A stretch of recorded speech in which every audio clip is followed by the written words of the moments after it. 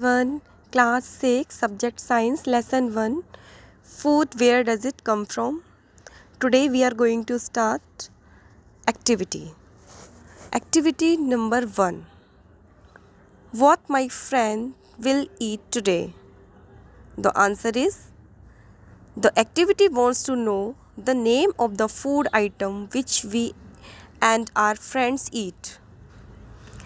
ये जो एक्टिविटी जो है इसमें हमें ये करना है कि आपके फ्रेंड जो हैं वो आज क्या खाएंगे, इस बारे में आपको पहले जानना है उनसे कि पहले तो उनका नेम पता करना है कि वो कौन सा फूड आइटम ईट करने वाले हैं। ओके, अपने फ्रेंड से। Here below is an example of the food people eat in normally. तो यहाँ पर नीचे जो टेबल है उसमें आपको कुछ नेम दिए हैं और उन्होंने आज वो क्या ईट करेंगे, डे टाइम में यहाँ पर मेंशन है। जैसे राजू जो है वो फ्रूट ईट कर रहे हैं, सोनू मैगी, दीपक रोटी एंड दाल। इस तरीके से आप और भी एग्जांपल लिख सकते हैं अपने किसी फ्रेंड से पूछकर। तो इस तरीके से आपको डिफरेंट फूड आइटम का पता चलेगा। जैसे कि कोई फ्रेंड आपका नॉर्थ में रह रहा है, कोई साउथ रीजन में रह रहा है, तो वहाँ पर वो किस तरीके के डिफरेंट फूड आइटम ईट कर रहे हैं।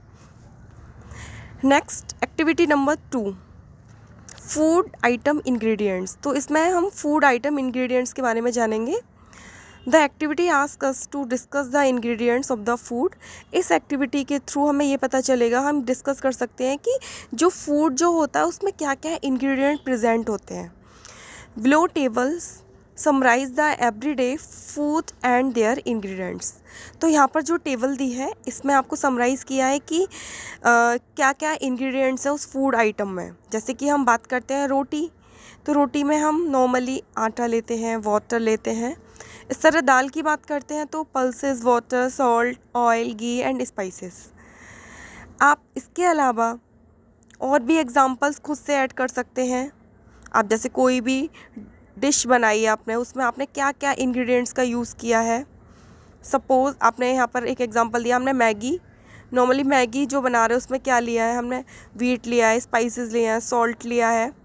अगर हम फ्रूट सैलेड बना रहे हैं तो हम क्या ले सकते हैं, उसमें मैंगो, बनाना ले सकते हैं। आप उसमें पेपर भी ऐड कर सकते हैं, सॉल्ट भी ऐड कर सकते हैं। Right different examples in these activity and student make these activity in their class notebook. आप ये तो मैंने आपको यहाँ पर जो शो कराई है ये तो हमने पहले से फिल कर रखी हैं।